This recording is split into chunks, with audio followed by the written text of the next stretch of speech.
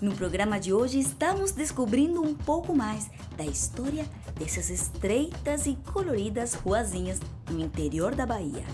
Considerada uma das principais referências da cultura baiana, Cachoeira é um livro aberto também sobre a história do Brasil, especialmente nos séculos XVIII e XIX. Já avançamos muito, porém estamos devendo em vários aspectos. Se olharmos para o passado, para as nossas raízes, veremos uma história que todos deveriam conhecer. O tema do racismo, buscar as raízes históricas desse processo que infelizmente ainda demarca muitas relações no Brasil dos dias atuais.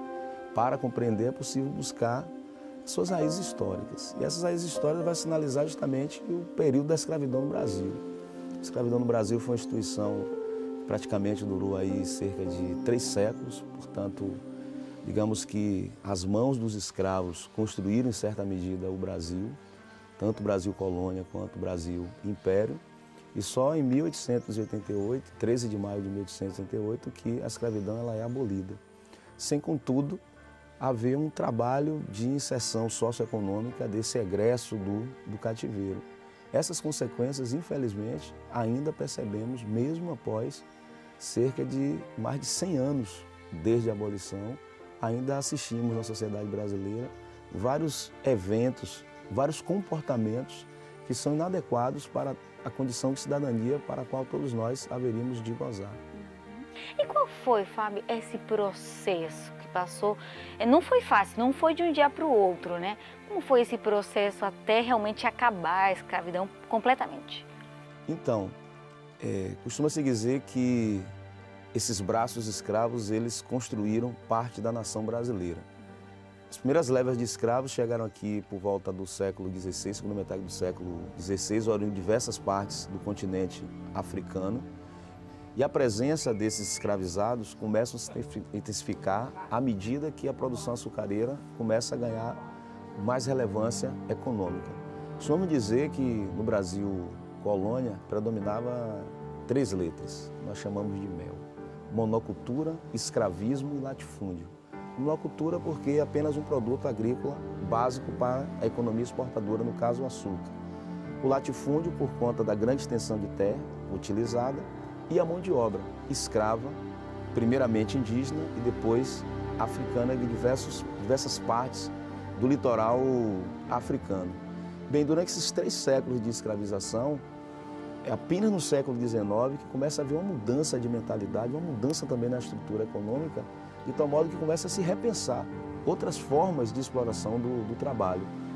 E não apenas isso, mas também todo um movimento, inclusive internacional, que começa a considerar a escravidão uma instituição moralmente incompatível, mesmo com a filosofia cristã, que começa a condenar esse tipo de trabalho. Isso no século XIX ganha muita força, principalmente entre os ingleses. É preciso lembrar que os ingleses estão vivendo uma fase importante econômica, que é a Revolução Industrial, portanto, o trabalho assalariado passa a ser muito mais importante. E nesse sentido, os ingleses começam a pressionar países escravistas ou escravocratas a abolir a escravidão. No Brasil, nos anos de 1850, temos uma lei que começa a proibir o tráfico de escravos. Depois nós temos a lei do ventre livre. Depois nós temos a lei do sexagenário. E, finalmente, em 13 de maio, que é a lei que vai abolir a escravidão, que, curiosamente, só tem 2 artigos. No primeiro artigo está escrito: a partir da presente data está abolida a escravidão no Brasil, e o artigo 2, revoga-se as disposições em contrárias. Por isso que na poesia eu trago a expressão quase cidadão, ou seja, apesar de livre, esses egressos do cativeiro, esses egressos da escravidão, infelizmente não vão gozar da plena cidadania. E as consequências disso a gente vê, quem sabe, até hoje, né? Sim, chama muita atenção, por exemplo, que apenas na Constituição de 1988, o fato do racismo ser tipificado como um crime inafiançável. Que também na Constituição de 1988 reconheça as comunidades quilombolas, aqueles que fugiram da escravidão, aqueles que resistiram à escravidão que é importante também deixar muito claro na cabeça de todos os jovens, de todas as pessoas que querem entender um pouco mais sobre a história do Brasil. A história da escravidão é também a história da liberdade. As pessoas submetidas ao cativeiro lutaram incessantemente pela liberdade. Daí porque a existência dos diversos quilombos, dos diversos enfrentamentos de levantes, de escravizados que ocorria durante esse período. Nesse sentido, reconhecer as terras quilombolas ou de remanescentes quilombolas é, em certa medida, uma dívida do Estado brasileiro com esses descendentes diretos de pessoas que viveram as agruras ali da senzala. Agora, falando mais sobre a questão do preconceito, do impacto que isso tem, a gente está falando no programa que preconceito muitas vezes tem a ver com falta de conhecimento. Quais são as coisas que você acha que são mais importantes que quem está assistindo aí saiba sobre essa questão específica? Muito importante, porque como não foi feito um processo de inserção socioeconômica por parte daqueles que durante muito tempo estiveram sob o estigma da escravidão, associado a tudo que era, em certa medida, negativo, isso vai gerar na cabeça dos primeiros homens que estão vivendo na República Brasileira uma visão estereotipada do negro, associando inclusive negro à escravidão. Por isso que eu gosto de utilizar a expressão escravizados. Por que escravizados? Porque aquelas pessoas foram submetidas à condição de escravos. Não está de modo algum associado negro escravo. Isso é essa é uma das consequências que explica o racismo e o preconceito no Brasil. Você associar aquilo que é do negro à escravidão, você associar aquilo que é do negro à criminalidade, justamente em função desse processo histórico.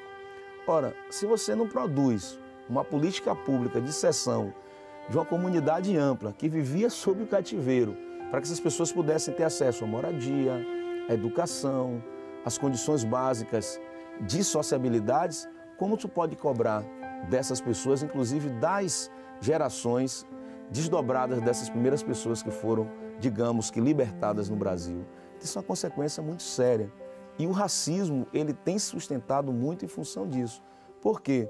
Existe tanto o racismo do cotidiano, onde as pessoas utilizam para demarcar os seus espaços a cutis, a epiderme do outro, para se afirmar, sendo superior ao outro.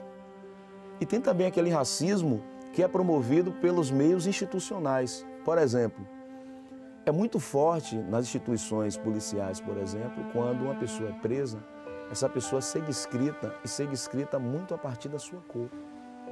Isso acaba também construindo esse estereótipo da população negra.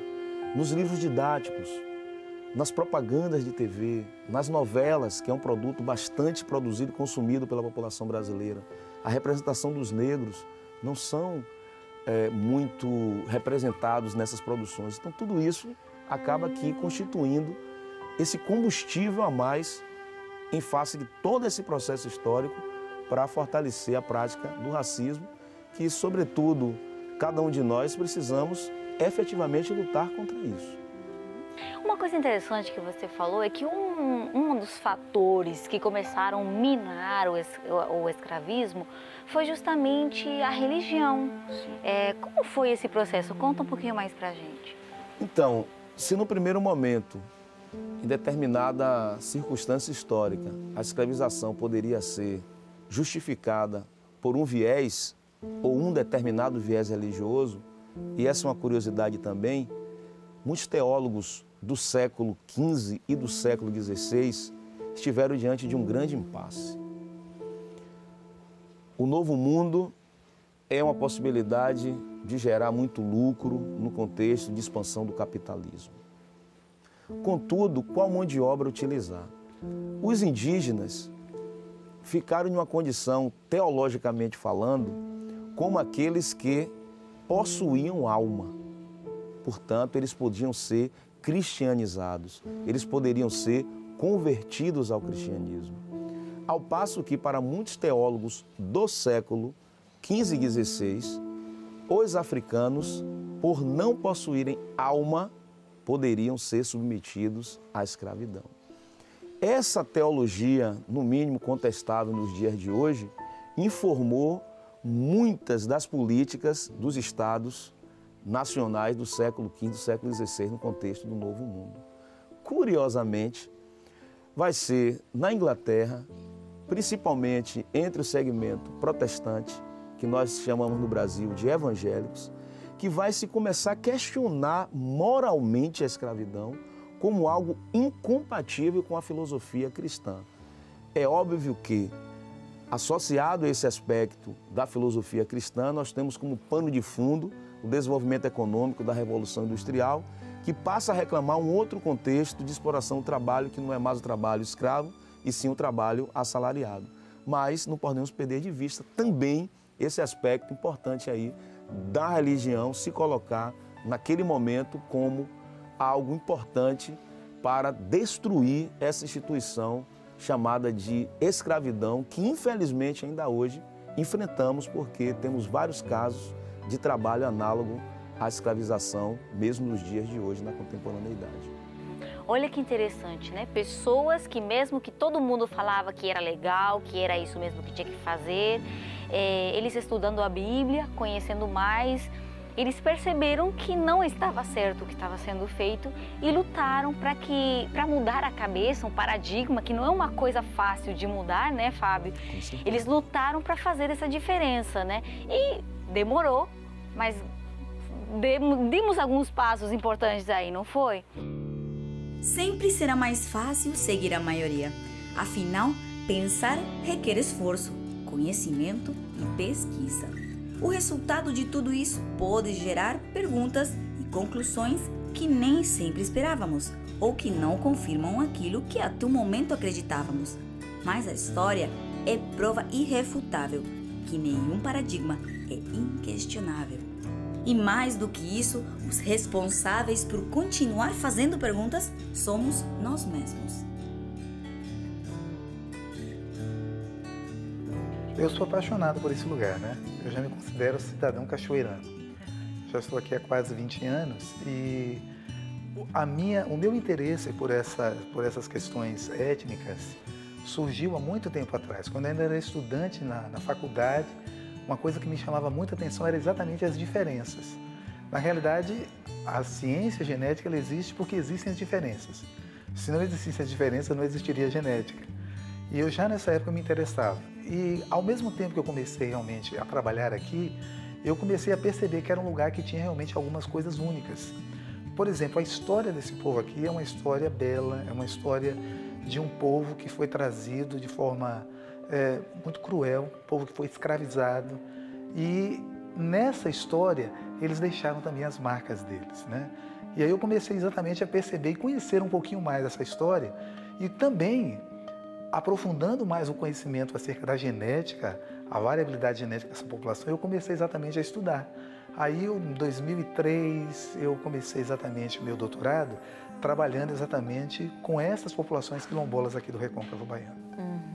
Agora, você falou de uma história. Conta um pouquinho, porque a gente está conhecendo muito essa história aqui na Bahia, que não só tem a ver com a Bahia, mas com o Brasil e até a América do Sul, o mundo, né? O mundo, a África, né? A África. Conta um pouquinho pra gente. É o berço dessa civilização aqui. Bom, quando eu começava dizendo doutorado, a gente começou exatamente a estudar uma patologia, uma doença, que é muito comum nas populações africanas, chama-se anemia falciforme. A gente pode aprender muito das populações, dos povos, conhecendo as doenças deles. Por exemplo, entre mulheres judias é muito comum o câncer de mama. Se você vai para outras populações, você vai ver algumas doenças que são muito mais comuns do que outras. E aqui não é diferente. Nessa população aqui é muito comum nós encontrarmos pessoas com anemia falciforme. A anemia falciforme é uma doença, é uma anemia hemolítico crônica e é uma doença que, infelizmente, ainda ela é muito invisível, porque as pessoas muitas vezes olham como se fosse uma doença de negro, e não é de negro. É uma doença que é mais comum em populações afrodescendentes, mas podem ter pessoas louras, podem ter também anemia falciforme. Mas aí eu comecei exatamente a me encantar por isso, eu comecei a estudar e no meu trabalho, veja, a gente estava interessado em conhecer a variabilidade clínica e a variabilidade genética, mas eu queria conhecer um pouco da história dessas pessoas, desses povos que estão aqui. E aí, estudando exatamente o material genético dessas populações, a gente conseguiu rastrear e chegar exatamente ao local do continente africano que mais contribuiu para essas populações aqui. Você quer saber o resultado? Quero, claro. Pois é, estudando exatamente os genes da molécula de hemoglobina, a gente percebeu que essas populações, elas são provenientes da Baía de Beni, porque o Brasil recebeu pessoas de praticamente todas as partes do continente africano. Mas essa população aqui do Recôncavo Baiano, boa parte dela veio exatamente da população de Beni. Você vai para Salvador, por exemplo, já existe uma mistura por causa dos processos migratórios. Você vai encontrar pessoas com haplótipos ou com material genético de outras regiões do continente africano. Mas essa região ela ainda preserva bem os registros históricos escritos que nós temos dessa população, mostrando exatamente para essa região do Golfo de Beni, ali próximo de Camarões, por ali assim. Que legal. Uma coisa interessante, deixa eu aproveitar e falar para você, que eu me lembrei agora, vendo essa questão da genética, a gente fala um pouco, fala dos negros, mas os índios também tiveram presença aqui. Eles foram os primeiros habitantes daqui, inclusive onde está a nossa faculdade, a FADBA, era uma tribo que vivia aqui. E eles foram dizimados, muitos tiveram que realmente fugir para o interior porque já não estavam mais conseguindo viver aqui. Mas o interessante é o seguinte, que não há registro na história, registro histórico escrito dos índios, das populações indígenas, porque muitos foram dizimados. E o que aconteceu durante esse período de resistência, daquelas comunidades quilombolas que surgiram, os índios também conviveram com eles.